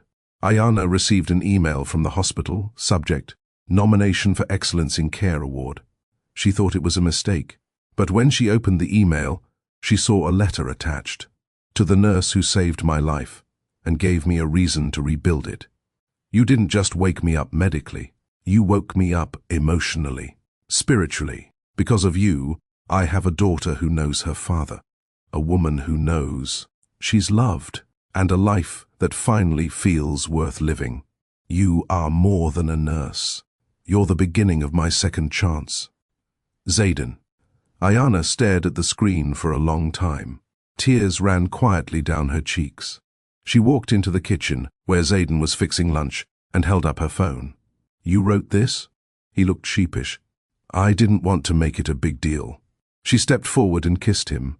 Slow, deliberate. Thank you, she whispered. For seeing me, all of me. Their wedding came a year later. It wasn't in a ballroom or on a rooftop. It was in their backyard, with lanterns strung between trees, fairy lights dancing in glass jars, and Zoe walking down the grass aisle holding a bouquet she helped design. Ayana wore a simple ivory dress, her curls pinned with baby's breath. Zayden wore a soft grey suit, no tie. When they said their vows, neither read from paper. I don't promise perfection, Ayana said, but I promise presence. I promise patience. I promise to fight with you, not against you. Zayden took her hand. I promise to listen more than I speak, to show up even when it's uncomfortable, and to choose us every day. Zoe stood between them as they exchanged rings, looking up with a grin that said everything. And when they kissed, it wasn't about the crowd. It was about survival, grace, growth. Years later, when Zoe was in middle school, Ayana found her looking through an old photo album. Mummy, she said, pointing to a picture of Ayana in scrubs. Was this when you saved Daddy? Ayana smiled. I didn't save him, baby. We saved each other. Zoe thought for a second. That's better. Ayana nodded. It is. Some stories don't start with fairy tales or perfect timing, but the ones that are built with truth, patience, and love, they last. If this story moved you, take a moment to think about this. What if love wasn't about grand gestures, but about showing up day after day, even when it's hard? Zayden and Ayana didn't fall in love overnight. They grew into love through pain, forgiveness, and choosing each other even when trust was fragile. That's what real relationships are built on. So let me ask you, have you ever loved someone quietly, steadily, or had to forgive someone who broke you once, but returned with changed hands and honest eyes? Tell me in the comments. Your words matter here. And if Ayana's strength or Zayden's growth spoke to you, help others hear this story too.